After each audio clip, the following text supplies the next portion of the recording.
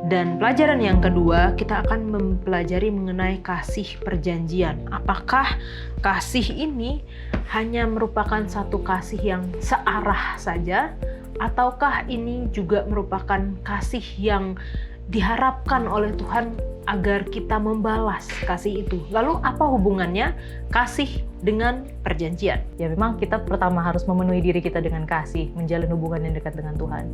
Dan cara kita menunjukkannya kepada orang lain adalah kita juga perlu lihat bahwa mereka juga orang yang Tuhan tebus, mereka orang berdosa, keadaan mereka seperti apa, rusak dan berdosa. Kita coba lihat keadaan mereka dan coba penuhi sesuai dengan kebutuhan mereka. Kalau mungkin mereka butuh untuk didengar, contoh ada mereka kata-kata yang mereka keluarkan, tidak perlu kita contoh balas.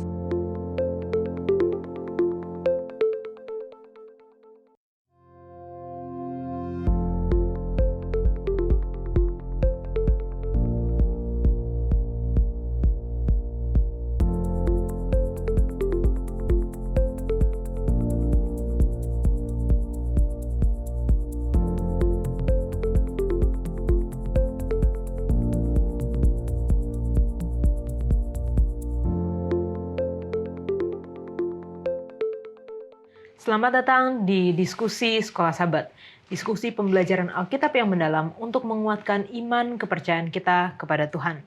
Senang sekali bisa terus menemani pemirsa di dalam pembelajaran Sekolah Sabat kita di tahun yang baru. Kembali kami ucapkan selamat tahun baru kepada seluruh pemirsa yang menyaksikan, dan tahun yang baru, pelajaran yang baru juga. Di tahun ini, triwulan pertama tahun 2025, kita akan membahas mengenai kasih dan keadilan Allah. Dan terima kasih untuk teman-teman yang sudah hadir di studio untuk berdiskusi bersama-sama.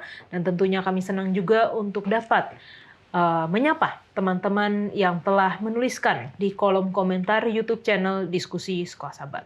Untuk yang pertama, boleh meminta kesediaan dari Sarah untuk membacakan. Dari Ruspita Bondior, Shalom, terima kasih pelajaran Sekolah Sabat yang sangat jelas, membantu untuk kita memahami pelajaran ini. Selanjutnya dari akun Infinix Hot, thanks and God bless you all. Selanjutnya dari Ketty Rambi, amin, puji Tuhan, makasih banyak buat pelajaran Sekolah Sabat, Tuhan Yesus memberkati. Amin, puji Tuhan. Selanjutnya Emi. Ada dari Tulun Dusun Official Channel, ya benar, Allah Maha Mengasihi, artinya sangat sayang atau sangat mengasihi kita. Dari Roselyn Sungah, amin.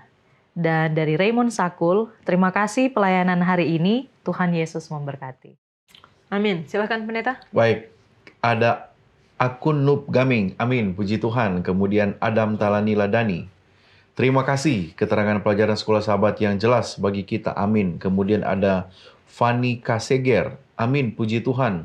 Belajar yang sangat jelas. Salam dari Jemaat Waldensia, salam juga. Kemudian yang terakhir, Hanosa Bonori. Amin, pendeta. Amin, puji Tuhan, kita senang sekali teman-teman yang terus mengikuti pelajaran Sekolah Sabat ini bisa membantu di dalam pembelajaran baik secara pribadi, keluarga, dan juga jemaat.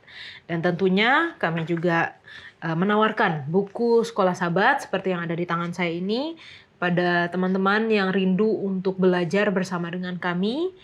Jika Anda ingin buku ini susah akses kepada buku Sekolah Sabat ini, silahkan hubungi nomor call center Hope Channel Indonesia untuk mendapatkan buku ini dikirimkan ke tempat Anda masing-masing secara gratis untuk di kawasan Indonesia ya tentunya. Kita telah memasuki satu pelajaran yang baru di tahun yang baru mengenai kasih dan keadilan Allah.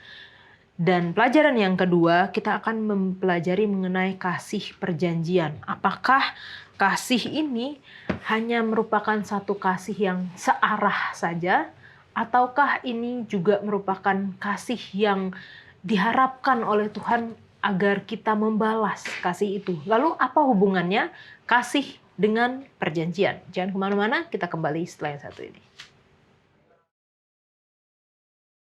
Allah adalah kasih. Keseluruhan kitab suci menyatakan fakta ini. Kasih adalah inti dari siapa Allah itu, inti dari segala sesuatu yang kita percayai, dan harus menjadi inti dari segala sesuatu yang kita lakukan. Oleh karena itu, cara kita memahami kasih, memengaruhi keseluruhan iman dan perbuatan kita. Namun apa sebenarnya kasih itu? Apakah kasih Allah hanya memberi, tetapi tidak pernah menerima? Apakah kasih ilahi itu murni pengorbanan diri? Atau mungkinkah Allah juga disenangkan oleh manusia? Apakah kasih Allah itu bersifat emosional? Apakah Allah benar-benar peduli terhadap manusia? Bisakah kasih Allah ditolak atau dihilangkan? Apakah Allah mengadakan hubungan saling mengasihi dengan makhluk ciptaan? Bagaimanakah kasih dan keadilan bisa jalan beriringan? Jika Allah adalah kasih, mengapa ada sangat banyak kejahatan dan penderitaan di dunia ini?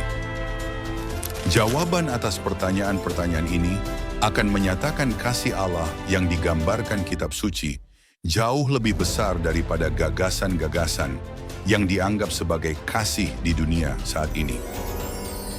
Temukan tentang apa yang telah dan sedang dilakukan Allah untuk memulihkan kasih di setiap sudut dan celah alam semesta. Dalam pelajaran Sekolah Sabat, Kasih dan Keadilan Allah.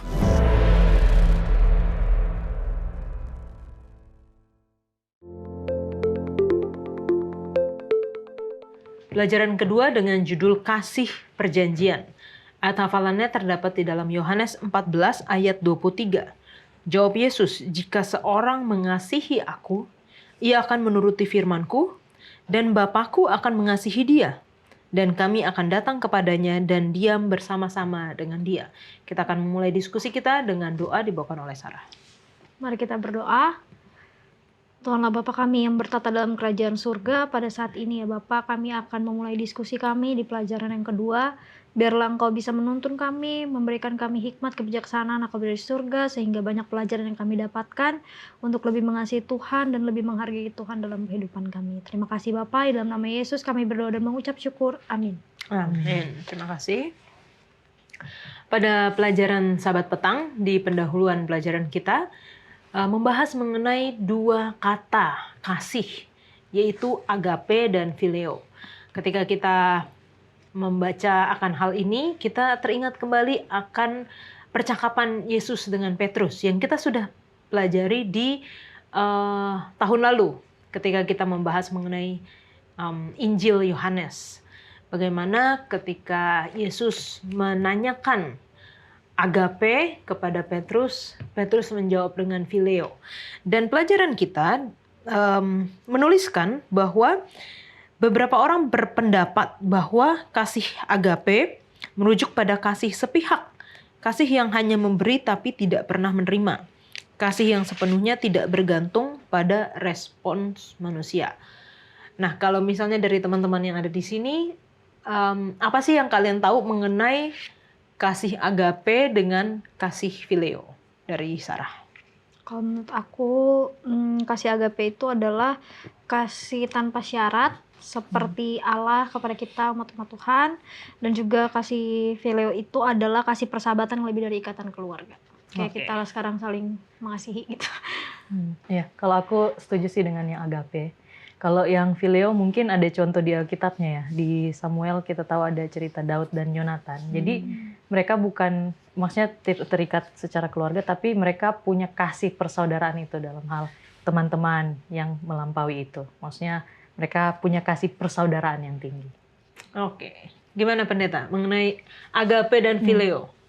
Iya ya, kalau mungkin kalau agape itu boleh bilang ultimate lah, paling tinggi ya, kasih yang paling tinggi. Ya, saya akan tetap mengasihi meskipun gitu.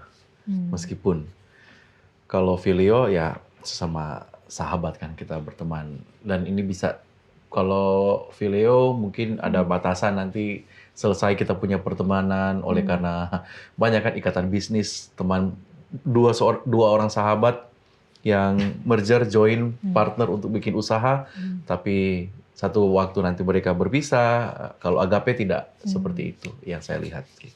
Oke. Tapi dalam pelajaran Sabat petang dikatakan bahwa pendapat kasih agape bahwa itu adalah kasih yang hanya Allah yang bisa gitu. Itu mungkin secara umum diketahuinya seperti itu, tapi menurut pelajaran kita adalah keliru. Mm-mm. Karena dikatakan agape tidak hanya merujuk pada kasih Allah, tapi juga kasih manusia. Bahkan terkadang kasih manusia yang salah itu terdapat di dalam 2 Timotius 4 ayat 10. Dan juga banyak istilah selain agape yang merujuk pada kasih Allah. Contohnya di Yohanes 16 ayat 27 ketika dikatakan Bapa sendiri mengasihi, dia merujuk kepada kata phileo, bukannya kata agape. Kenapa sih pendeta banyak kata kasih di dalam bahasa di Alkitab, sehingga kalau diterjemahkan ke bahasa Indonesia tetap kasih contohnya ya. Mungkin kalau ke bahasa Inggris lebih ada perbedaannya. Kenapa ini pendeta? Ada perbedaan kata kasih di sini? Sama juga mungkin di Inggris ya Yola, kita tahu hanya love, kasih. Dan paling tidak ada 4 penggunaan, dan 2 itu sebenarnya tidak terlalu secara eksplisit ada di dalam Alkitab. Kalau tadi yang sudah kita sebut itu mungkin ada di Alkitab, ya itu ada di Alkitab. Dari struktur kata Yunani sendiri, baik phileo ataupun agape, itu ada. Dan itu muncul bersamaan di Yohanes ketika perbicaraan antara Yesus dan Petrus, gitu kan. Yohanes pasal terakhir kalau tidak keliru. Kemudian ada 2 kata yang lain yang dipakai, 2 kata Yunani yang dipakai untuk kasih itu sendiri. Dan ada penggunaannya, ada syaratnya. Yang pertama disebut eros. Eros ini kata Yunani yang merujuk kepada kasih yang negatifnya untuk kepentingan diri. Jadi memberikan ataupun mengharapkan sesuatu yang untuk benefit pribadi. Dan ini tidak berlaku secara umum. Nah, eros itu kan lebih bersifat kepada nafsu, ketertarikan, keterikatan, dan itu dilakukan secara terikat. Nah, ketika diatur secara negatif itu jadi keliru. Artinya segala sesuatu yang memberikan kenyamanan, segala sesuatu yang memberikan kepuasan itu untuk diri saya sendiri. Jadi eros itu adalah cinta itu adalah objek untuk saya mendapatkan segala sesuatu, keuntungan. Nah, tapi kita ingat eros ini dalam hubungan suami istri jadi lebih sempurna, jadi lebih bagus ketika itu digunakan, dan itu hanya digunakan pada suami dan istri. Kata yadah di dalam perjanjian lama untuk hubungan itu nempel.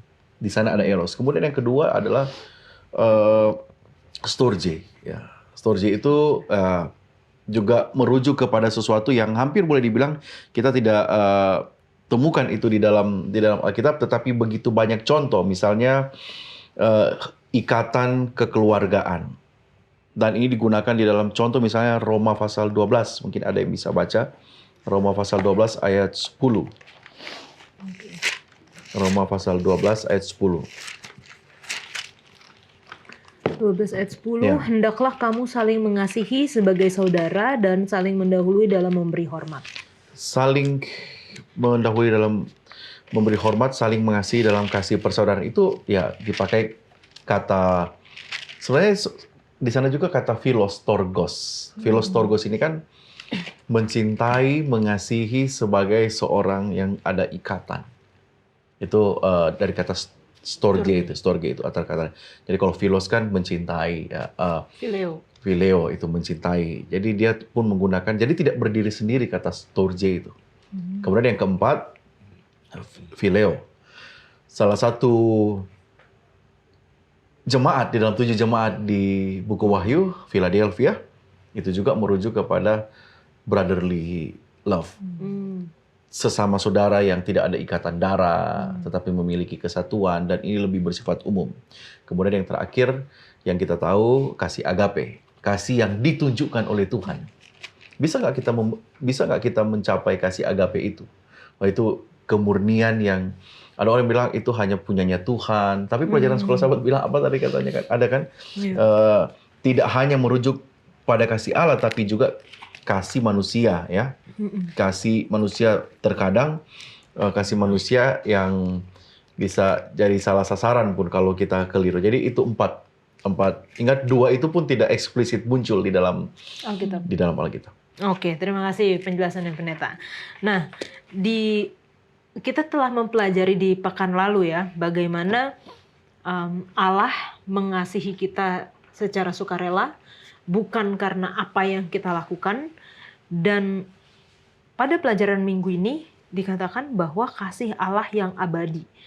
Sama seperti pelajaran pekan lalu, bahwa kasih Allah akan terus ada bagi setiap orang, bahkan bagi orang yang kita rasa tidak layak lagi untuk menerimanya. Bagi dia pun kasih Allah itu tidak berhenti. Artinya kasih Allah itu kekal, kasih Allah itu abadi. Tetapi ada juga orang yang mungkin berpikir bahwa mereka tidak dapat dikasihi atau tidak layak untuk dikasihi oleh Allah. Sebenarnya bagaimana ya caranya untuk meyakinkan orang-orang seperti ini bahwa kasih Allah itu tetap ada buat kamu, abadi, kekal kasih Allah itu, Sarah? Kalau aku sih secara pribadi ya Kak, pas aku baca pertanyaan ini, yang pertama kemungkinan orang yang merasa tidak layak dikasihi itu adalah orang yang rendah diri. Seringkali kita pikirnya kan, aduh aku udah bikin salah, aku sudah melanggar, atau mungkin tidak setia kepada Tuhan, sehingga merasa bahwa nggak layak buat dikasih Allah. Padahal kita kalau misalkan lihat orang seperti itu, ya ini realitanya ya, banyak yang malahan menghakimi, kayak oh udah bener kok dia bikin salah, makanya pantaslah dia tidak layak dikasih gitu. Jadi caranya itu supaya kita bisa meyakinkan dia bahwa Allah itu adalah setia, dalam artian kayak selalu merangkul, Allah itu mengampuni dan lain sebagainya. Kita dekati dulu orang tersebut, lalu jangan apa ya, kayak berproses aja gitu. Karena kalau orang yang memang udah merasa rendah diri itu susah banget kan buat diarahin gitu. Jadi kita bantu aja dulu yang pertama-tama untuk meyakinkan dia, kayak kasih kesaksian hidup kita ke dia bahwa ternyata ya kita juga sebenarnya dikasih Tuhan juga sih gitu. Itu sih palingan. Oke. Ya, jadi ya aku mengerti juga Kak, melihat dari orang-orang di sekitarku, atau aku juga pernah ada di titik merasa seperti itu. Mungkin ada dua hal yang mempengaruhi. Pertama, diajari konsep kasih yang salah. Jadi aku udah salah mengerti, kayak contoh, oh kamu itu memang dari kecil mungkin ya, karena diulang-ulang kamu itu tidak layak dikasihi, sehingga itu jadi sebuah prinsip kehidupannya. Atau ajarannya benar tentang kasih, tapi yang ditunjukkan bukan kasih gitu. Jadi lama-kelamaan dia tidak percaya bahwa kasih itu seperti ini, dan dia merasa, oh berarti apa yang orang sering tunjukkan, itulah yang layak aku terima gitu. Nah, jadi bagaimana cara supaya bisa meyakinkan orang-orang yang merasa tidak layak dikasihi bahwa mereka itu layak dikasihi? Ya penting juga kita untuk mempelajari kasih yang benar itu seperti apa. Kasih Allah. Nah, itu standar tertingginya hanya dari kasih Allah. Karena kan pelajaran kita juga sepanjang pekan ini atau pekan yang lalu kita belajar bagaimana kasih Allah itu salah dimengerti kan. Yeah. Nah, kita perlu mempelajari dengan benar seperti apa kasih itu, dan kemudian ya kita harus tunjukkan kepada orang-orang itu seperti inilah kasih Allah, sehingga ketika itu terus-menerus dilakukan, mereka lihat, mereka dengar, mereka terima dan rasakan, maka itu bisa merubah yang jadinya mereka pikir tidak layak, mereka merasa, wah, karena kasih Allah ini saya dilayakkan oleh karena Allah. Karena kasih Allah itu, seperti itu. Iya, penjelasan yang menarik ya, kalau saya lihat ya. Kita salah melihat Tuhan, kasih Allah. Salah satu sifat Allah yang tentang kasih Allah itu relasional ya. Artinya ada hubungan. Jadi ketika Tuhan menunjukkan kasih, bahkan kepada orang yang merasa tidak layak, dia mau ada relasi, mau ada hubungan yang perlu dipelihara, yang perlu dijaga dalam hal orang yang merasa Tuhan mengasihi dia, menunjukkan juga kasih itu kepada orang lain. Jadi pertama, orang yang menerima kasih Tuhan itu memiliki hubungan akan memiliki hubungan dengan Tuhan yang baik, walaupun dia orang yang merasa tidak layak. Kemudian yang kedua, sisi negatifnya, usaha pekerjaan setan adalah membuat gambaran kita tentang Tuhan itu keliru. Yeah. Itu pandangan setan. Bahwa manusia yang berdosa ini memandang Tuhan itu sebagai sosok yang tidak akan menerima kita. Yeah. Jadi dia mainkan pikiran di dalam hidup kita, kamu nggak layak, kamu nggak bisa. Guilty feeling. Yeah. guilty feeling yang dilakukan, yang diciptakan oleh setan di dalam pikiran manusia itu adalah manifestasi dari sesuatu hal yang diciptakan oleh setan supaya kita tidak mau kepada Tuhan. Ingat, kita ini objek yang mana terjadi pertentangan besar itu. Mau di pihak Tuhan atau di pihak iblis. Salah satu cara iblis merenggut manusia itu adalah dengan memainkan pikiran bahwa kamu itu tidak layak, kamu itu tidak sanggup, kamu itu tidak bisa, kamu itu berdosa banget. Itu yang dimainkan. Dan seringkali iblis ini, setan ini menggerakkan atau menggunakan oknum-oknum. Ya, kadang-kadang teman kita, orang di sekitar kita, kamu itu nggak layak loh. Kamu itu nggak bisa. Ngapain kamu? Ngapain? Apalagi kita semua belum sempurna. Wah, kamu di Hope Channel ya. Saya tahu kok kamu itu. Satu hal yang baik. Iblis itu tidak punya masa depan kita seperti apa. Dia tahu masa lalu kita. Jadi kalau ada teman-teman sekarang merasa paling merasa paling tidak dikasihi atau tidak layak dikasihi, hati-hati, itu sedang dalam jerumusan perangkap setan. Sementara Tuhan yang sifatnya pelajaran yang sesungguhnya untuk semua, itu dia mau menyelamatkan kita orang berdosa. Amin. Terima kasih Pendeta. Itu benar-benar adalah perangkap setan ya. Perangkap setan. Untuk manusia merasa bahwa saya sudah terlalu berdosa, saya tidak mungkin lagi kembali datang kepada Tuhan. Padahal kasih Tuhan itu abadi, kekal, dan selalu menerima orang yang datang kepadanya. Dengan realita bahwa Allah itu mengasihi dengan kasih yang abadi, mengasihi yang tidak layak dikasihi, mengasihi dengan kebebasan bahwa ada pilihan bahwa itu akan ditolak. Sebenarnya apakah kita sebagai manusia ya saat ini mampu mengasihi seperti Allah mengasihi? Sarah. Oke. Di sini kita kan nggak bisa kasih sesuatu apa yang kita nggak punya ke orang lain gitu kan ya. Nah, sekarang kita tahu bahwa Allah itu selalu memberikan kasihnya kepada kita. Pertanyaannya, kalau kita merasakan kasih Allah itu, otomatis menurut aku ya, otomatis kita juga bisa mengasihi orang lain gitu. Kalau kita sendiri aja nggak bisa merasakan kasih Tuhan, ya gimana kita mau memberikan kasih itu kepada orang lain? Seperti itu sih. Ya, setuju sih Kak, karena contoh seperti ini, kalau di pagi-pagi mungkin saya bad mood atau seperti apa. Tapi ada nih teman saya, tiba-tiba dia datang, terus dia bilang, Emi, nanti ada sarapan ya, atau intinya dia menunjukkan kebaikan gitu di pagi hari. Itu otomatis panjang hari pasti moodku itu akan otomatis kayak senang. Jadinya ke orang lain, ke siapa saja di sekitar aku tuh jadinya kayak, nanti aku bantu ya, nanti aku gini. Nah, aku percaya juga kasih itu beriak, apa ya? Kalau di air kan, kalau kita lempar batu pasti ada menular. Nah, setuju dengan Sarah bilang tadi. Kita bisa mengasihi orang lain dengan kasih Allah. Tapi kita harus lebih dulu merasakan kasih itu. Artinya bagaimana cara kita bisa merasakan kasih itu adalah kita harus tahu dulu keadaan diri kita seperti apa.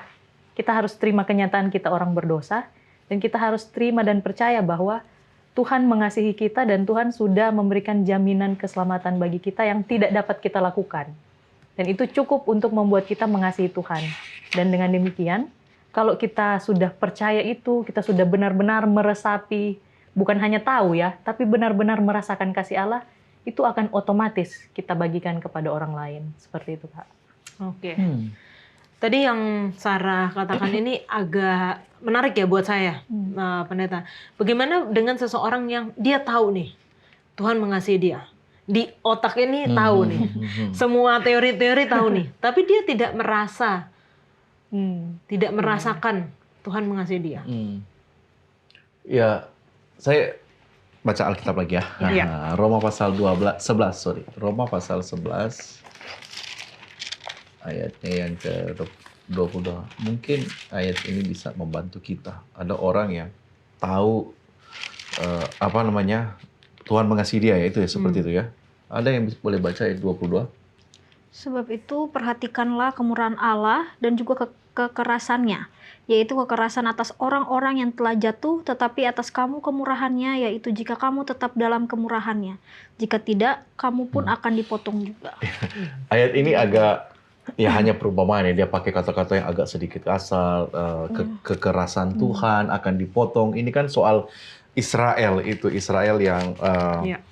keselamatan itu juga akan diberikan kepada orang lain kalau Israel itu tersandung Israel. Nah, perhatikan kata yang dipakai di sana 11 ayat 22 yaitu kata perhatikan dan kata tetap, memperhatikan dan tetap. Jadi kita harus memperhatikan, arti itu search, perhatikan, pelajari. Hasil dari mempelajari itu kita tahu. Setelah kita tahu, kita tetap. Jadi tidak ada orang yang tidak merasakan kasih Tuhan itu secara tidak sadar. Ingat tadi saya katakan, kasih Tuhan itu sifatnya relasional. Hubungan timbal balik. Saya bisa merasakan Tuhan mengasihi saya. Itulah sebabnya saya mengasihi. Oke. Jadi kalau dia tidak merasakan dia dikasihi oleh Tuhan, walaupun dia tahu Tuhan itu pengasih dan sebagainya, itu tidak ada relasi di sana. Orang bisa mengasihi, bisa, tetapi tidak berdasarkan relasi dengan Tuhan. Kemudian, yang bukan sifat kasih Allah itu, yaitu transaksional, kondisional. Saya dapat apa dengan melakukan ini kepada Tuhan? Atau ya transaksional ataupun kondisional. Syaratnya apa dulu? Ada syarat ketika mengasihi Tuhan. Jadi, mengasihi Tuhan, kasih Tuhan itu secara sederhana adalah saya mengetahui karena saya berhubungan dengan Dia. Kuncinya di situ. Saya tahu Yola adalah orang pengasih, Emi orang pengasih, Sarah orang pengasih. Tapi saya tidak memiliki relasi. Bagaimana saya bisa mengetahui Yola, Sarah, Emi mengasihi saya, mengasihi orang lain? Jadi boleh orang mengasihi, tapi tidak berdasarkan relasi dengan hubungan dengan Tuhan itu bisa. Tetapi yang idealnya karena sifat Tuhan itu, sifat kasih Tuhan itu adalah relasional. Sehingga ketika kita melakukan kasih kepada orang, itu karena relasi saya dengan Tuhan. Bukan karena transaksional ataupun kondisional. Oke, thank you Pendeta. Ini satu ilustrasi yang baik ya. Kita bisa saja mengasihi tanpa relasi, tetapi kita akan dapat merasakan kasih itu kalau ada relasi. Baik teman-teman, jangan kemana-mana, kita kembali lagi setelah yang satu ini.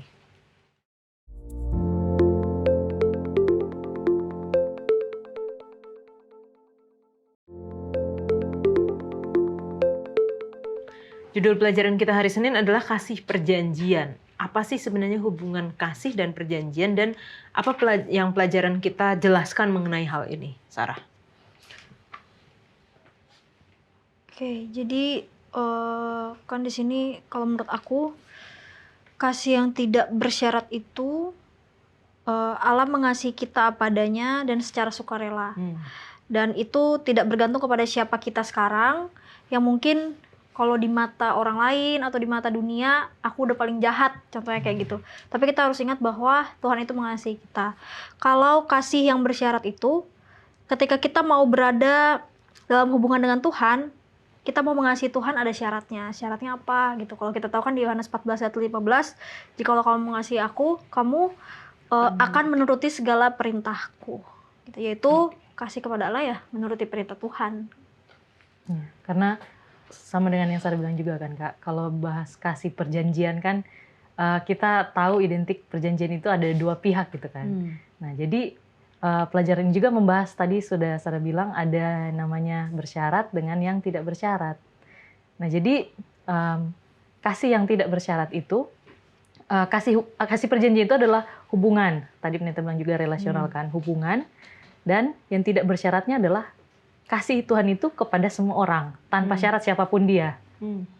Tapi yang bersyaratnya adalah ketika kita mau terlibat dalam hubungan kasih dengan Tuhan itu ya, Tuhan minta kalau kamu mengasihi aku, ada sesuatu yang kamu lakukan seperti ini dan sebagainya. Karena kalau aku tangkap juga ya Kak, bahasa syarat dan tidak bersyarat itu mungkin kalau sekilas terkesan sepertinya untuk kepentingan Tuhan, seperti ada syarat supaya Tuhan diuntungkan. Tapi sebenarnya sebaliknya, syarat yang Tuhan berikan itu sebenarnya untuk kepentingan makhluk itu sendiri.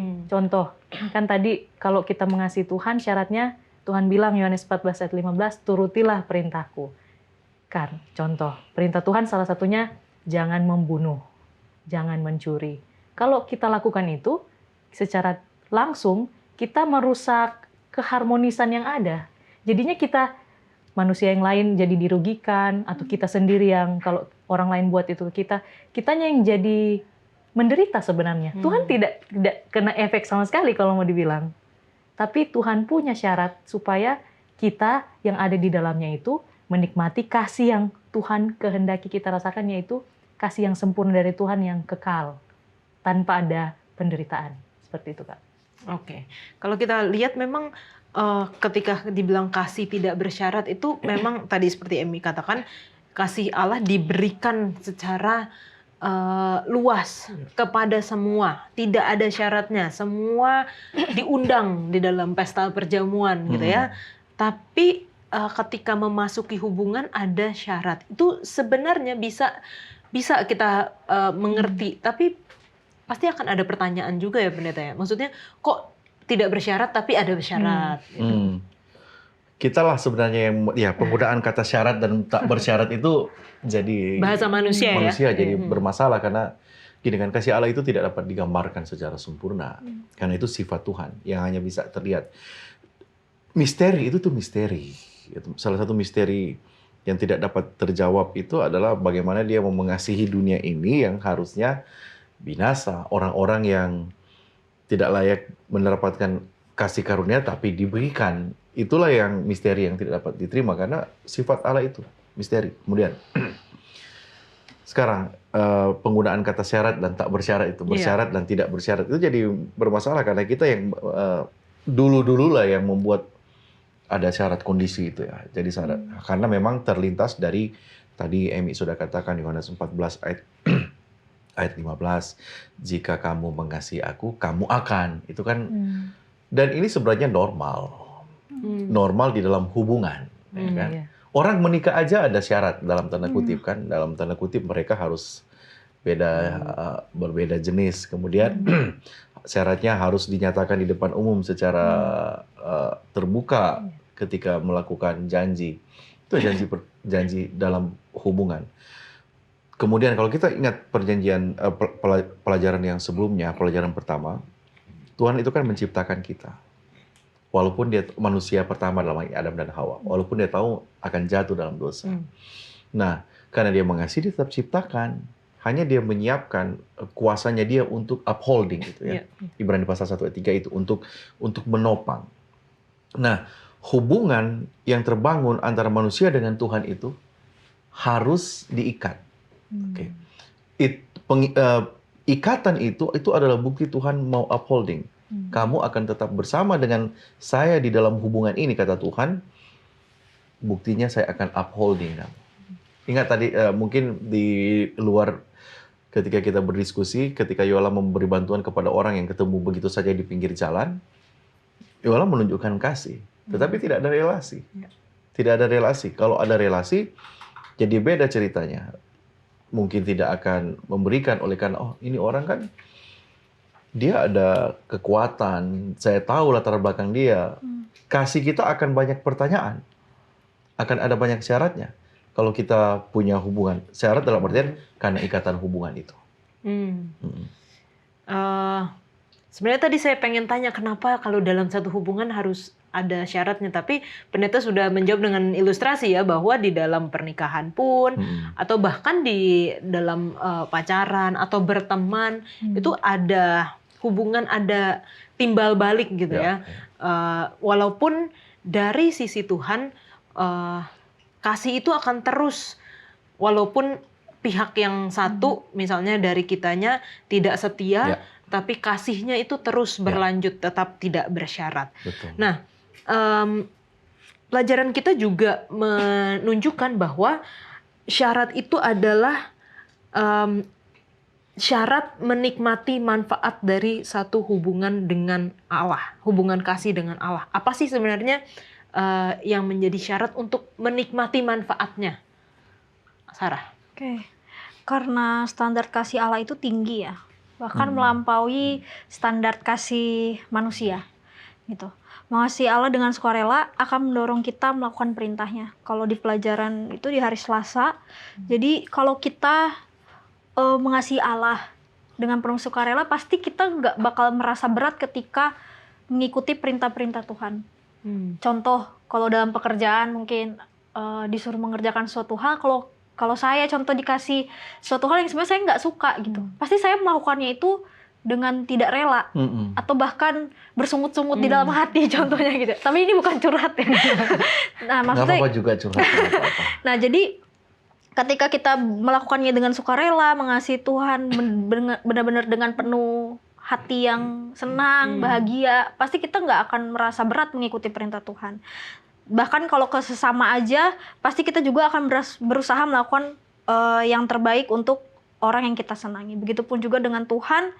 Jadi janganlah kita kayak karena orang tua saya setia, jadi saya harus setia. Jangan kayak gitulah maksudnya. Jadi kita memang benar-benar tanpa paksaan apapun. Sekalipun memang Tuhan sebenarnya kasih kebebasan dan pilihan ya pendeta ya. Betul. Tapi kita harus ingat kita sampai ada di tempat ini aja karena Tuhan yang mengasihi kita. Gitu. Ya, tadi aku juga senang sih dengan apa yang Sarah bilang. Kasih Allah standarnya itu tinggi. Kenapa? Karena contohnya seperti ini loh Kak. Ketika contoh aku mengasihi satu orang, atau tadi pendeta bilang dalam hubungan pernikahan. Ketika aku ada dalam satu hubungan dengan orang tertentu, aku pasti bilang, kalau kamu mengasihi aku jangan begini-begini ya.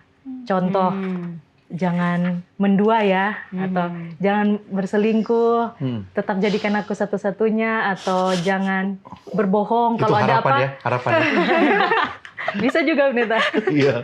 Jangan berbohong kalau ada apa-apa, Iya. cerita kan, itu normal kan. Nah, tapi bagaimana kalau pihak itu malah melakukan hal-hal seperti yang tadi saya bilang yang tidak saya sukai.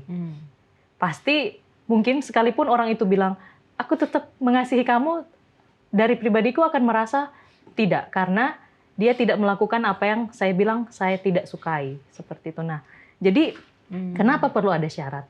Karena standar kasih kita itu tadi kita juga sudah bahas, atau mungkin pelajaran yang sebelumnya ya Kak ya, kita bahas. Sudah mungkin kadang kasih tentang, pandangan kita tentang kasih sudah miss, atau sudah berbeda seperti apa. Kadang kita berpikir, oh inilah wujud kasih saya kepada Tuhan, tapi bukan itu yang Tuhan mau. Nah, itulah kenapa harus ada syarat yang jelas dari Tuhan, supaya ketika kita menunjukkan kasih itu juga menunjukkan kasih yang seperti yang Tuhan harapkan, seperti itu Kak. Oke. Pelajaran kita juga mengangkat kata hesed, pendeta, yang diterjemahkan kasih setia atau belas kasihan. Ini maksudnya apa, pendeta?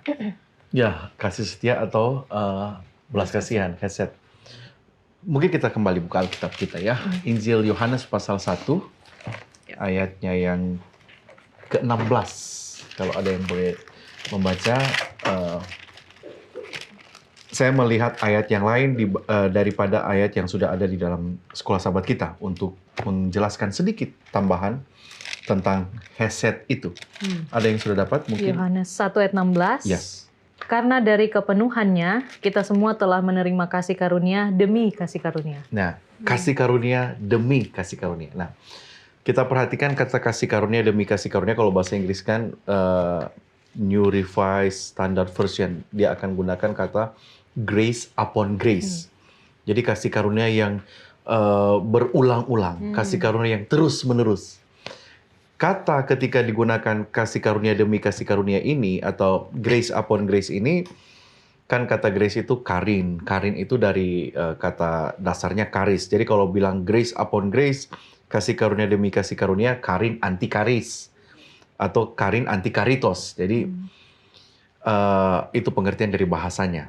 Kita lihat dari etimologinya kata hesed ini. Tapi yang menariknya, ketika Alkitab Perjanjian Lama ditulis ke dalam bahasa Yunani, kan Perjanjian Lama itu Ibrani, dia tidak menggunakan, harusnya kan karin anti karitos juga itu bisa digunakan. Dia pakai kata hen. Kata hen. Tetapi yang terjadi dia tidak pakai kata hen, tapi kata hesed. yang jadi pertanyaan. Kata hand itu ya charis anti caritos atau grace upon grace. Tapi kenapa dia tidak pakai kata hand, gantinya dia pakai kata hesed? Karena itulah bahasa manusia yang dapat ditunjukkan oleh penulis Alkitab untuk menggambarkan kasih karunia Tuhan itu, belas kasihan Tuhan itu, kasih setia Tuhan. Kenapa dia tidak pakai hand, gantinya dia pakai kata hesed? Kalau kata hand itu kan kelihatan baik, outward ya, kelihatan baik, sopan. Itu lebih menuju kepada binatang ataupun benda. Meja ini hand, kalau bahasa kalau dipakai hand, grace upon grace, hand, hand. Meja ini cantik, dekorasi ini bagus, pohon itu baik, kelihatannya sama seperti kita. Yuk, 3 orang teman perempuan saya ini cantik semua. Itu lebih menuju kepada hand. Misalnya hewan peliharaan itu hand, dipakai hand, bukan hesed. Artinya sama, tapi kenapa dipakai hesed? Karena lebih dari sekedar kelihatan, tetapi intensi, sifatnya, motivasinya juga itu sudah baik. Kalau bilang hanya terlihat baik masih kurang. Ya kan banyak orang di luar sana di Vermak berbuat baik tapi hatinya enggak. Jadi hesed ini adalah menunjukkan baik yang terlihat maupun yang tak terlihat, dia itu murni di dalam kasih. Hesed itu menunjukkan Tuhan itu bukan hanya sekedar mau menunjukkan kasihnya kepada manusia, kasih setianya kepada manusia, yang akan terus-menerus, grace upon grace, kasih karunia demi kasih karunia, tetapi dia akan terus begitu dalam pikirannya, dalam hatinya, dalam imajinasinya, dalam keinginannya. Tuhan itu akan tetap baik.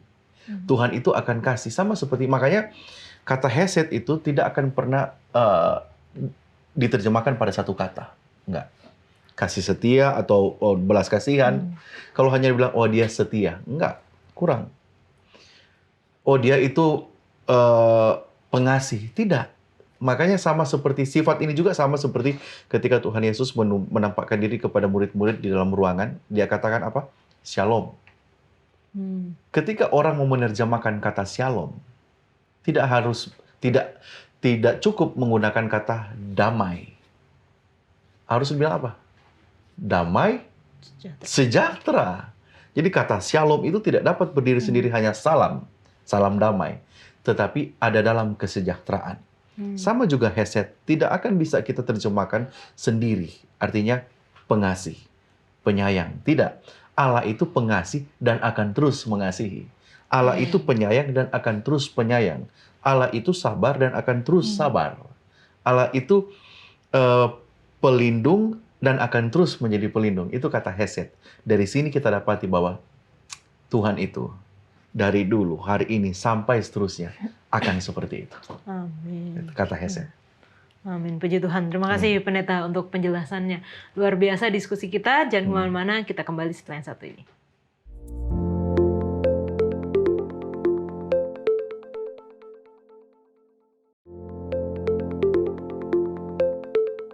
Perumpamaan tentang pengampunan. Matius 18 ayat 23 sampai 35. Apa yang kita bisa pelajari dari cerita ini, Sarah? Ya kalau yang aku dapat sih sering kali di cerita ini ya, sering yang bisa aku aplikasikan juga, sering kali kita itu menyanyiakan kebaikan orang lain. Contoh orang tua atau teman, sahabat gitu. Kenapa orang tua atau sahabat? Karena kan dekat dengan mereka. Jadi kita kadang suka seenaknya gitu kan. Nah, karena juga kita merasa bahwa kita layak mendapatkan hal itu. Contoh nih, aku sama Emi kan satu rumah. Kami bagi tugas bareng-bareng. Kayak contoh Emi cuci piring, atau aku nyapu dan lain sebagainya. Nah, suatu ketika Emi cuci piring, tapi aku tuh tidak merasa bahwa itu, aku merasa nggak perlu lagi lah, apa sih namanya, ya ngebantuin lagi, orang itu udah tugas dia. Sebenarnya kan nggak kayak gitu ya konsepnya. Kita bisa saling bantuin atau apa gitu dan lain sebagainya. Dan ternyata aku merasa itu sudah menjadi tugas dia, seperti itu Kak. Nah, tapi di sisi lain, di sisinya Emi selalu merasa aku sepertinya seenaknya gitu. Cuma nyapu doang, terus nggak bantuin cuci piring dan lain sebagainya. Nah, itu juga seperti yang dicerita ini, jangan sampai kita terus merasa bahwa kita menyanyiakan kebaikan orang lain kayak gitu. Jadi kita seenaknya terus tidak bertobat, tidak berubah, sehingga kita melakukan seperti yang hamba itu lakukan. Iya. Menarik nih karena kata seenaknya ya dipakai gitu oleh hamba yang pertama yang sudah dihapuskan hutangnya yang sangat besar. Kalau di pelajaran sekolah sahabat kita 10.000 talenta itu adalah upah pekerja, dia harus bekerja selama 200.000 tahun. Kan nggak mungkin ya, maksudnya umur seseorang aja yang berapa nyampe 1.000 aja enggak, ini 200.000 tahun. Artinya besar banget. Tapi dia seenaknya berpikir bahwa oh ya udah raja itu harus dong, maksudnya mengampuni atau melunasi hutang saya, tapi saya nggak harus gitu melunasi hutang orang yang berhutang kepada saya. Tadi yang Sarah katakan bahwa menyia-nyiakan ya kebaikan. Kalau dari Emi? Kalau dari aku sih Kak, aku ingat yang cerita pelajaran yang lalu. Kayaknya ini hampir sama deh pelajaran yang aku dapat. Kan kita tahu kasih Tuhan itu secara sukarela, tanpa syarat. Tapi kita juga punya pilihan untuk mau menyambut kasih itu atau tidak. Nah, pelajaran minggu lalu juga kan kita belajar. Semua orang diundang, tapi harus pakai pakaian pesta. Nah, orang yang datang ini punya pilihan mau pakai pakaian pesta atau tidak. Nah, kalau aku lihat ceritanya dari si hamba ini, dia udah dapat kasih karunia yang besar. Karena kakak bilang tadi kan, udah nggak mungkin lagi nih kalau dia mau bayar kerja 200.000 tahun. Impossible gitu. Dan raja memberikan, majikannya memberikan kasih karunia yang besar gitu. Dia sudah terima dengan sukarela, ya secara cuma-cuma. Tapi dia juga punya pilihan. Apakah dia mau melakukan itu kepada orang lain atau tidak. Dan pilihannya itu menunjukkan siapa dia. Maksudnya apakah dia benar-benar diubahkan oleh kasih itu atau dia memilih untuk melakukan keinginan dirinya sendiri, atau dalam pelajaran minggu lalu bilang tidak menggunakan jubah pesta tapi menggunakan jubahnya sendiri, perbuatannya sendiri. Seperti itu kalau aku tangkap. Oke. Tapi kayaknya pelajaran pekan lalu aku juga bilang ya bahwa perumpamaan ini mungkin dibuat lebay gitu. Jadi gapnya akan terlihat karena 10.000 talenta itu besar banget kan, dan tidak mungkin bisa dilunasi. Tidak mungkin dengan segala cara apapun.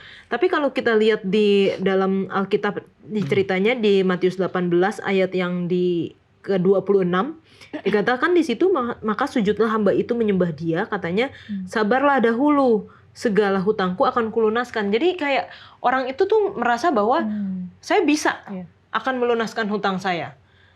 Tetapi setelah itu ceritanya berubah. Raja menjadi berbelas kasihan dan melunaskan. Kalau menurut pendeta, kenapa sih orang ini tidak, istilahnya kayak dia baru dilunasin dari hutang yang besar banget, tapi kenapa dia nggak mau memberikan belas kasihan kepada orang yang berhutang kepada dia? Ya, pertama ilustrasi ini, perumpamaan ini tidak diceritakan oleh Injil yang lain, ya, sinoptik Injil yang lain, baik Markus, Lukas, Yohanes. Mungkin bagi mereka kurang penting, ya, mungkin bagi mereka kurang penting. Tapi Matius melihat ini penting. Ya. Dan sebenarnya ini boleh jadi ini adalah penjelasan Yesus untuk secara praktis apa yang dia ajarkan di khotbah di atas bukit yang ditulis dalam Matius pasal 5, pasal 6, pasal 7. Pasal 7 saya mulai. Ayat 1, Matius pasal 7 ya. Ini untuk menjawab kenapa jadi menarik cerita ini. Matius 22 tadi ya. Hal menghakimi, Matius pasal 7. Ayat 1. Jangan kamu menghakimi supaya kamu tidak dihakimi. Oke. Bagaimana orang menghakimi dalam konteks Yesus? Ayat 1 tadi, ayat 2. Karena dengan penghakiman yang kamu pakai untuk menghakimi, kamu akan dihakimi, dan ukuran yang kamu pakai untuk mengukur akan diukurkan kepadamu. Jadi ada takaran, ada ukuran.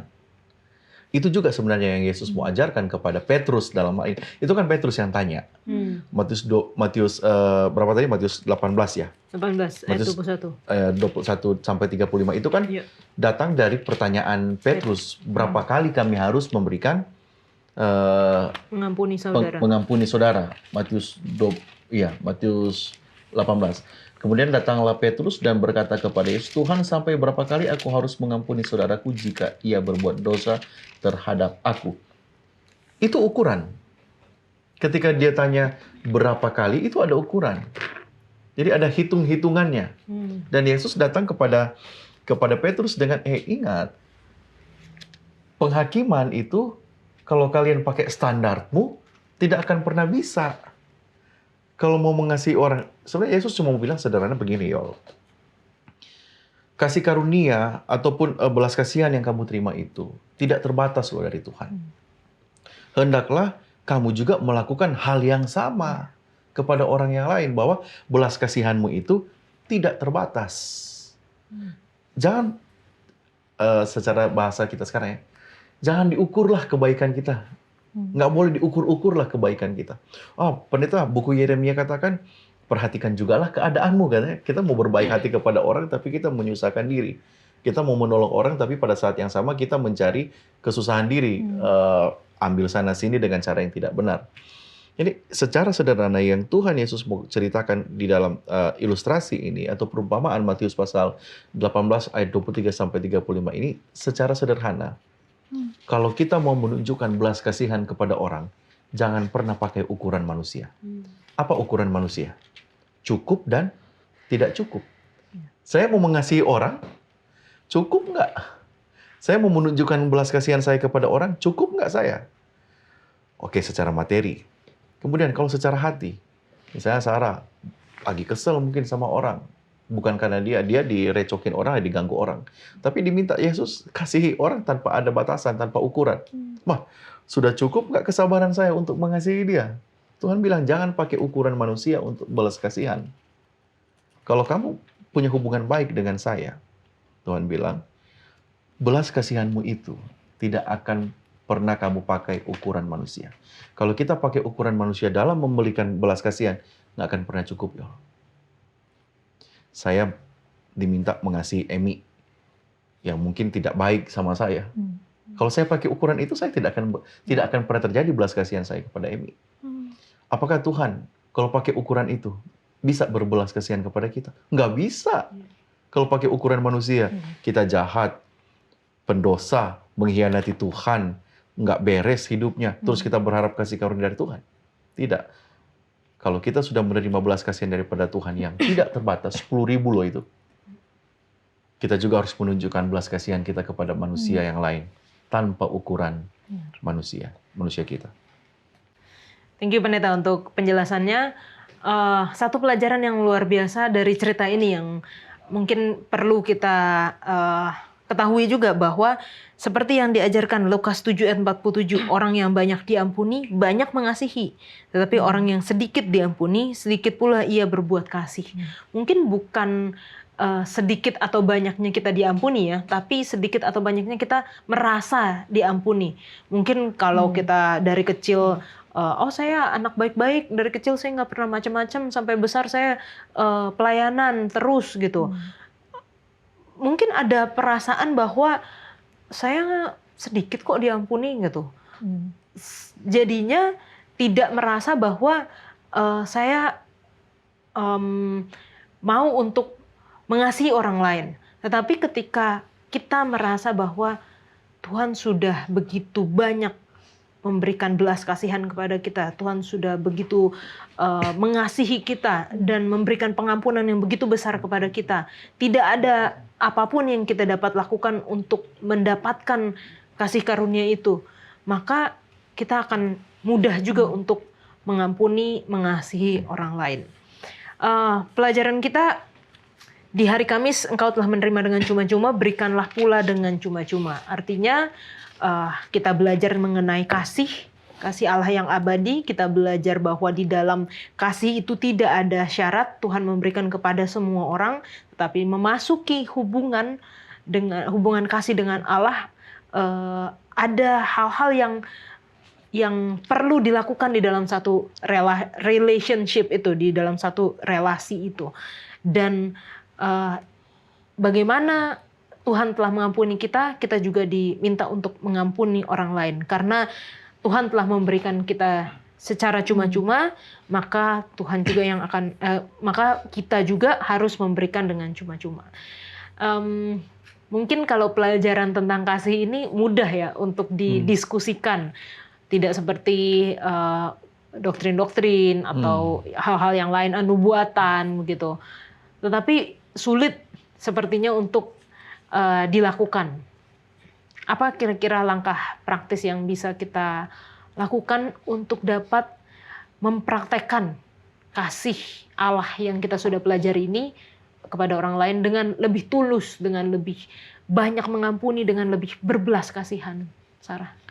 Lebih ke menunjukkan tindakan kita kepada orang itu sih, Kak. Karena kan Tuhan saja memberikan, bahkan menunjukkan tindakan dia kepada kita ya, melalui penyertaannya, kehidupan kita sekarang, nafas kehidupan dan lain sebagainya. Mungkin untuk kita menerapkan itu kepada orang lain supaya, contoh kecilnya deh, kayak ke orang tua atau ke teman.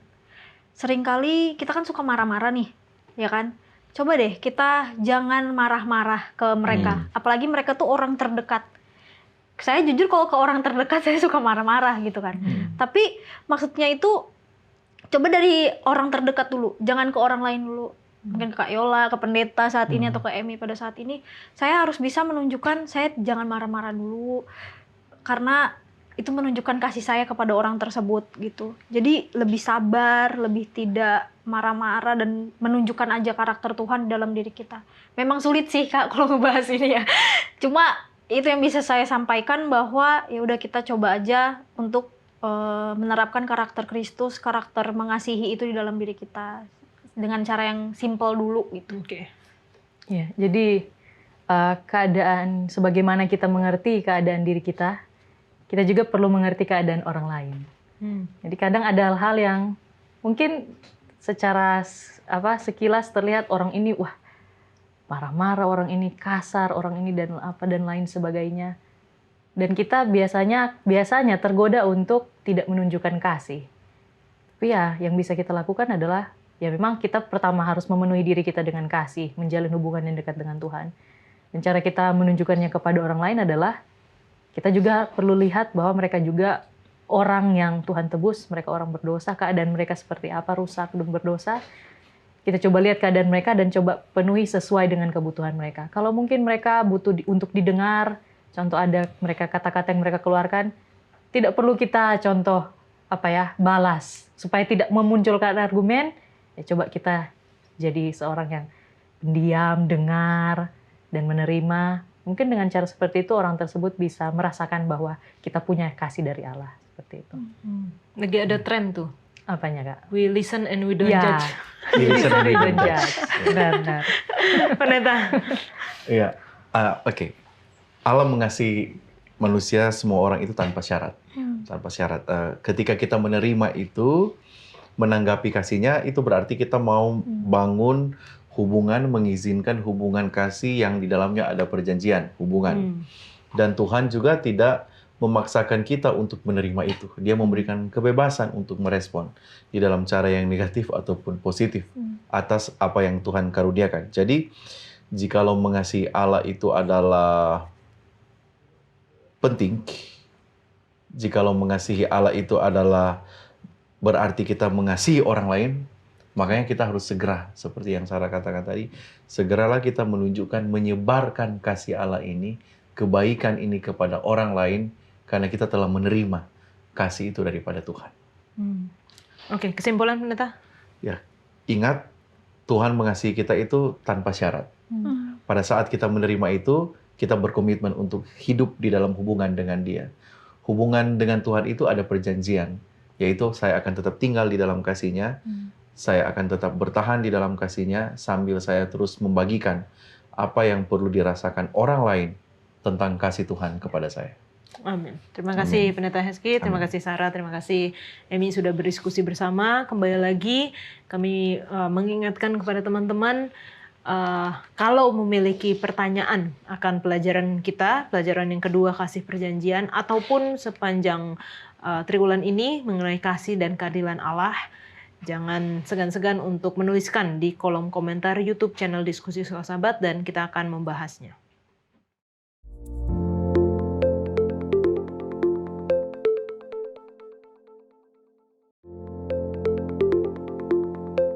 Kita masuk di dalam sesi tanya jawab bersama dengan Pendeta Alberto Tololesi. Terima kasih Pendeta. Terima kasih Kak Yola. Untuk waktunya menjawab pertanyaan dari teman-teman yang telah menuliskan di kolom komentar YouTube channel Diskusi Sekolah Sahabat. Pendeta, ada pertanyaan dari Khairul Halim. Kebangkitan Kristus pada hari Minggu. Kalau kita baca 1 Korintus 15 ayat 12-20. Apa gunanya iman Kristus jika Kristus tidak dibangkitkan dari kematian? Pertanyaan saya, apakah ada kemungkinan Kristus tidak dibangkitkan? Dan apakah yang beriman kepada Kristus ada kemungkinan tidak dibangkitkan? Baik, terima kasih Kak Yola. Ya. Terima kasih untuk Khairul Halim pertanyaannya. Shalom para pemirsa Hope Channel Indonesia yang kami kasih di dalam Tuhan kita Yesus Kristus. Baik, jadi di dalam 1 Korintus 15 ayat 12-20 sebetulnya Paulus sendiri sudah menjawab akan hal tersebut. Coba tolong baca Kak Yola dalam ayat 20. Ayat 20. Tetapi yang benar ialah bahwa Kristus telah dibangkitkan dari antara orang mati sebagai yang sulung dari orang-orang yang telah meninggal. Baik, terima kasih Kak Yola. Jadi jelas sekali bahwa Paulus sendiri betul-betul yakin bahwa Yesus sudah bangkit. Dan tentunya kan butuh saksi dong. Ya. Dalam Alkitab bahwa 2-3 orang saksilah yang coba menguatkan sebuah peristiwa. Tapi ini bukan hanya 2-3 orang saksi yang menyaksikan Yesus bangkit. Coba kita baca di dalam Kisah 2 ayat 32. Kisah 2 ayat 32. Yesus inilah yang dibangkitkan Allah dan tentang hal itu kami semua adalah saksi. Jadi jelas. Ini Rasul Petrus menyatakannya dalam khotbahnya di Serambi Salomo pada hari Pentakosta itu bahwa Yesus Kristus bangkit dan kami semua, berapa banyak sekali mereka semua menjadi saksi akan kebangkitan Yesus Kristus. Jadi Yesus sudah bangkit. Lalu bagaimana? Apakah bagi orang percaya bisakah bangkit?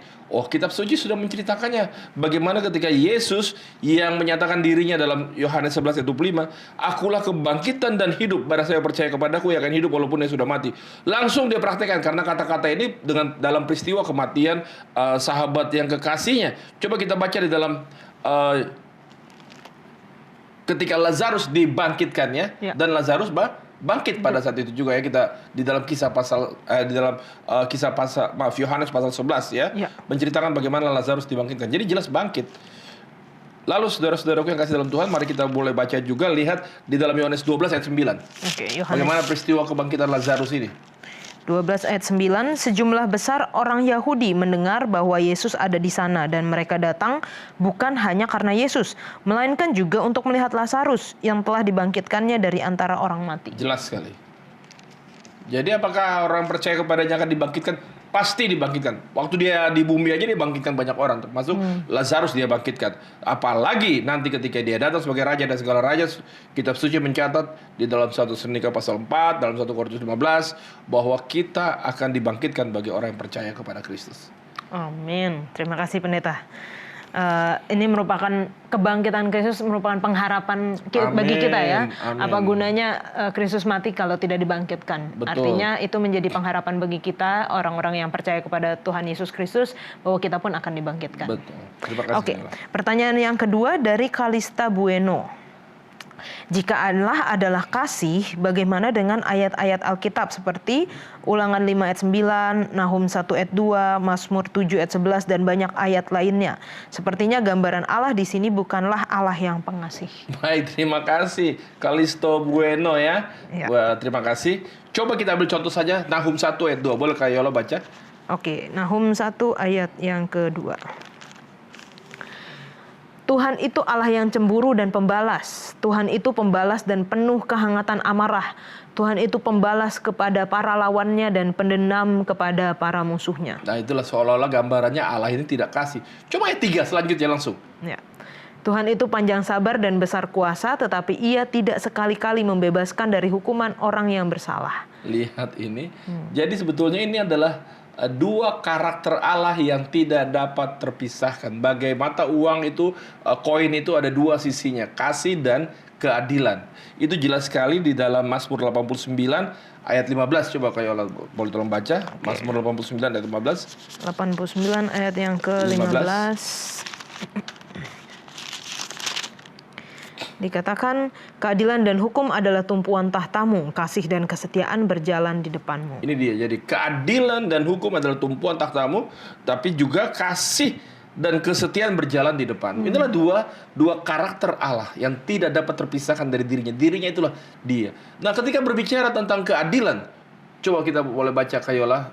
Ini satu ayat yang langsung merangkum keadilan dan kasih. Roma 6 ayat 23. Roma 6 ayat 23. Roma 6 ayat 23, sebab upah dosa ialah maut, tetapi karunia Allah ialah hidup yang kekal dalam Kristus Yesus Tuhan kita. Jelas Kayola. Jadi upah dosa ialah maut. Jadi ketika berbicara tentang keadilan, memang seolah-olah menyeramkan. Oh, maut. Ya kan? Upah dosa ialah maut.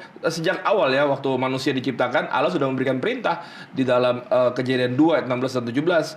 Jangan makan buah ini, apabila kamu makan, kamu akan mati. Kata mati ini menyeramkan bagi banyak orang, bukan? Jadi ketika keadilan berbicara konsekuensi dari keadilan, itu seperti tadi. Upah dosa ialah maut. Jadi tadi ayat-ayat yang disampaikan adalah ayat-ayat yang berbicara tentang keadilan Allah menghadapi kefasikan, kejahatan. Seolah-olah memang itu gambaran daripada menyeramkan, hal-hal yang menyeramkan. Karena upah dosa adalah maut, binasa. Tapi di balik itu semua, Allah adalah Allah yang penuh kasih. Makanya tidak heran Yesus harus datang ke atas dunia ini. Hukumnya tidak dapat dirubah. Tidak dapat dirubah. 1 Yohanes 3:4, dosa adalah pelanggaran akan hukum Allah. Tidak bisa dirubah hukumnya. Oleh karena tidak bisa dirubah, keadilan harus nyata. Manusia harus mati karena telah jatuh dalam dosa. Tetapi karena kasihnya, Yohanes 3:16 menggambarkan ayat emas dalam kitab suci.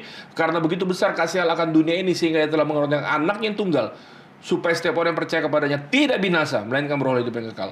Kasihnya itu luar biasa. Makanya dalam Mazmur 89 ayat 15, kasih dan kesetiaan berjalan di depannya. Jadi kasih Allah itu sangat luar biasa. Sehingga Dia sendiri ikhlas datang, anak yang tunggal menjadi manusia untuk mati dan sekali salib bagi saya dan saudara. Jadi itulah Allah yang kita sembah. Allah yang penuh dengan keadilan, tapi juga Allah yang sangat luar biasa dengan kasih-Nya, yang hanya bisa digambarkan dengan kata-kata manusia dalam Yohanes 3:16. Karena begitu besar kasih Allah. Ajaib Tuhan kita ini, Kayola. Amin, terima kasih Pak Pendeta. Pendeta, boleh satu lagi Pendeta. Boleh, kalau tadi Pendeta sudah baca, kita sudah baca sama-sama Nahum 1 ayat 2, langsung dilanjutkan dengan ayat 3. Kalau yang di Ulangan 5 ayat 9 ini Pendeta, karena dikatakan di sini jangan sujud menyembah kepadanya atau beribadah kepadanya, sebab aku Tuhan Allahmu adalah Allah yang cemburu, yang membalaskan kesalahan bapa kepada anak-anaknya dan kepada keturunan yang ketiga dan keempat dari orang-orang yang membenci aku. Artinya kalau tadi ayat-ayat yang sebelumnya kita bacakan itu adalah konsekuensi dari perbuatan jahat orang-orang. Tapi membalaskan kesalahan bapa kepada anak-anak dan keturunan ketiga sampai keempat, itu maksudnya bagaimana Pendeta? Ya Kayola, ini masalah bahwa pengaruh kita hidup di ruang hampa. Perbuatan bapa akan dilihat oleh anak-anaknya. Itu yang dapat berdampak kepada anak-anaknya. Artinya ketika kita misalnya sebagai orang tua, kita malas membaca Alkitab, kita terlambat ke gereja, kita malas berdoa, itu dilihat di depan mata anak-anak, dan biasanya pengaruh itu akan turun kepada anak-anak, dan itu yang Tuhan tidak mau. Tuhan rindu bahwa kita sebagai orang tua mengasihi Allah dengan segenap hati. Jadi Allah tidak boleh diduakan. Artinya Allah harus diutamakan. Dan itu keteladanan ditunjukkan oleh orang tua dan memberikan pengaruh kepada anak-anaknya. Jadi di dalam perintah ini bahwa ingin Allah menyampaikan bahwa hati-hati para orang tua dapat memberikan pengaruh yang buruk kepada anak-anaknya sampai kepada keturunan yang keempat. Bayangkan pengaruh itu. Karena kalau tidak berubah, tidak bertobat, maka pengaruh itu terus akan diturunkan. Jadi saya selalu bilang beberapa orang ya Kak Yola di dalam pelayanan ini, ketika saya lihat bahwa ada orang tua yang membawa anaknya datang ke gereja, anaknya masih kecil tapi datang terlambat, sudah jauh daripada jam ibadah. Saya bilang kasihan, keteladanan apa yang kamu berikan buat anak-anakmu? Sementara kamu mengharapkan anak-anakmu untuk hidup dalam takut akan Tuhan, tapi kamu sendiri sudah menunjukkan hal tersebut. Jadi itu pengaruh Kak Yola. Itu yang Allah ingin sampaikan. Jangan sampai orang tua tidak menyembah Dia. Ya. Sembah Dia, jangan ada berhala lain. Jangan ada hal lain lebih daripada Dia, sehingga anak-anak kita, keturunan kita boleh betul-betul hidup di dalam takut akan Tuhan. Amin. Terima kasih Pak Pendeta Terima untuk kasih, penjelasannya. Dan kalau teman-teman masih memiliki pertanyaan seputar dengan pelajaran kita sepanjang triwulan ini, kasih dan keadilan Allah, segera tuliskan di kolom komentar YouTube channel Diskusi Sekolah Sabat dan kita akan membahasnya. Kita kembali ke studio.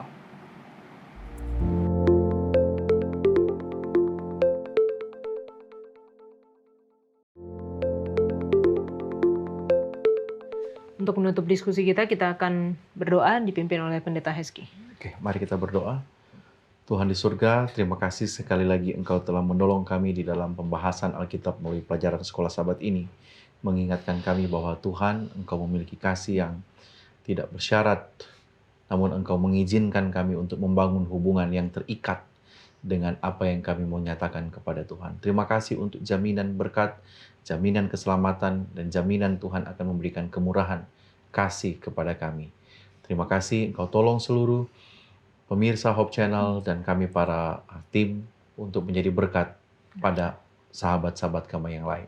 Ini doa kami dalam nama Yesus. Amin. Amin. Terima kasih Pendeta Hezki, terima kasih Sarah, terima kasih Emi. Kita sudah menyelesaikan diskusi kita dan kiranya ini bukan hanya sekedar hanya di pengetahuan saja, tetapi kita dapat hidupkan dalam kehidupan kita sehari-hari, mengetahui bahwa Allah telah memenuhi kita dengan begitu banyak kasih yang tidak bersyarat, begitu banyak pengampunan yang diberikan kepada kita, dan kita pastinya ingin menunjukkan kasih Allah kepada orang-orang yang ada di sekitar kita. Kita akan bertemu di pelajaran selanjutnya. Tuhan Yesus memberkati.